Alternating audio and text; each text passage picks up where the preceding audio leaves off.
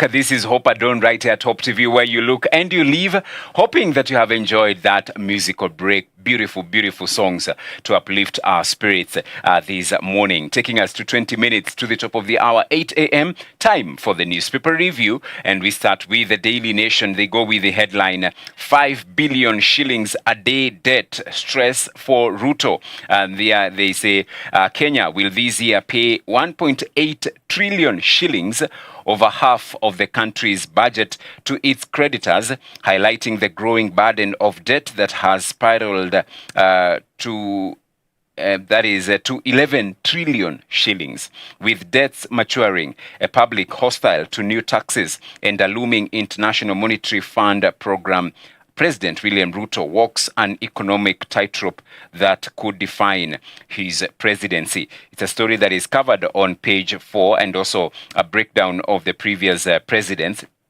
So the national debt has hit 11 trillion shillings for President Ruto, back from China with promises of fresh economic support, including multiple infrastructure development.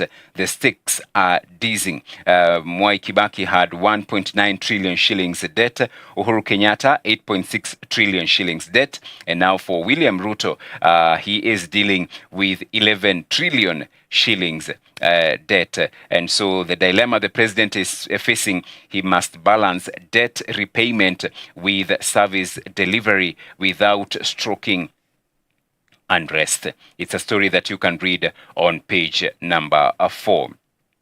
Then another story here, and I know this one and a number can relate with. Schools reopen today as head teachers demand funds to avert unrest.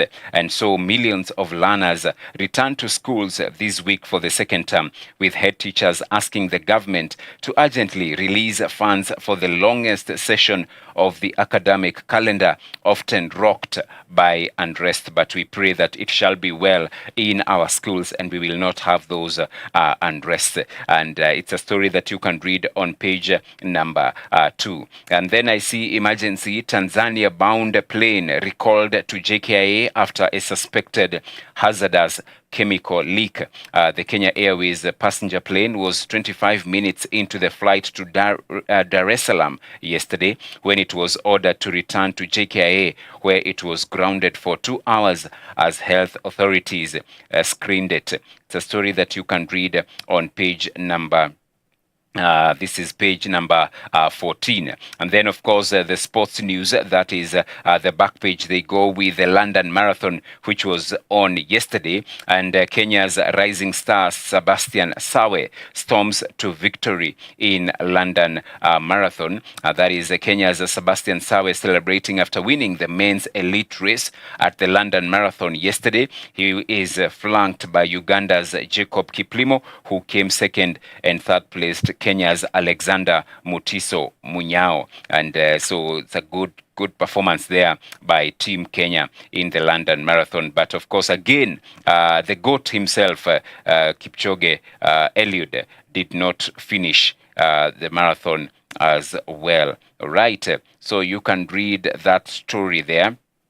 And then from CBC to CBE, puzzle of Kenya's trial and error education sector. Read that as well inside the Daily Nation. Let's go to the Standard and what they are reporting this morning, trying to look at what they are reporting this morning. And the Standard, they go with the headline, UDA's tax evasion, UDA's tax evasion. And there is a picture there of the president and former UDA Secretary General Cleophas Malala. And it's allegations being made of tax evasion. And among the issues that continue to draw criticism of President Ruto's administration, the burden of taxes stand out. Therefore, it comes as a great surprise when a former high-ranking official from the president's party reveals that the party is involved in tax evasion, including the non-payment of the housing levy and failure to remit payee taxes. Last year, these tax issues sparked protests by Gen Z, to which the government responded with excessive brutality. Is the country's being governed by two sets of rules reminiscent of George Orwell's famous novel, where some animals are more equal than others. It's a story that they have extensively covered on pages 4, 5, and 6, and funds to UDA from the Exchequer 2022-2023 financial year. UDA received 345,800,493, and 2023-2024 they received 576,872,461. Right, you can read that.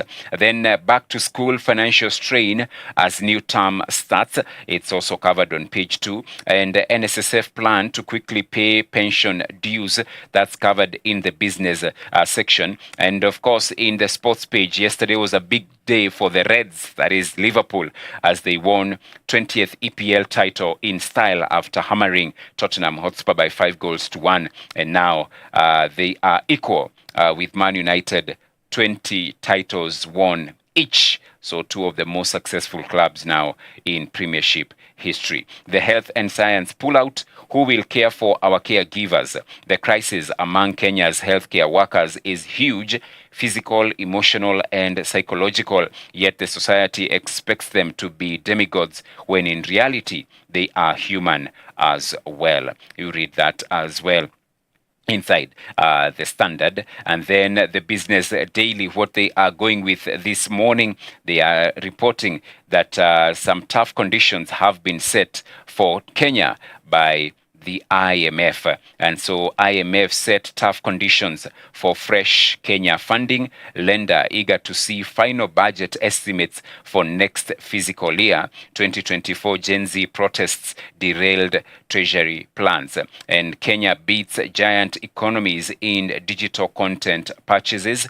This is despite the recent introduction of taxes targeting such products, highlighting a growing digital consumption in the country. And Naivas airs in fresh row on selection of judges to hear wealth distribution dispute, and offshore investors sell 1 billion shillings KCB shares in Q1. That is what is being reported in the dailies this morning. A lot is being reported, and of course you heard that in as far as the national debt standing at 11 trillion shillings. And so people let's continue to pray for our nation. All is not well, but we trust in God, and He will get us out of this mess that we find ourselves in. Right about now, allow us to take a break for of the day.